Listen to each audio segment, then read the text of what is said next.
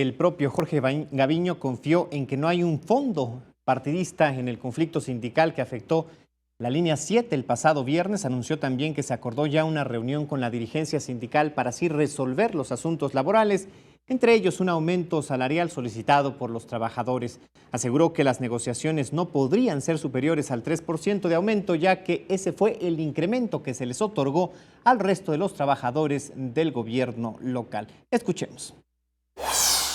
Este servicio público debe ser alejado de intereses políticos, porque el servicio público no tiene partidos.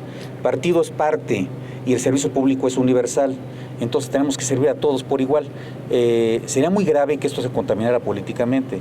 Al margen de partidismos, de elecciones, nosotros tenemos que dar servicio. Llueve, truene o relampaguee, tenemos que dar servicio.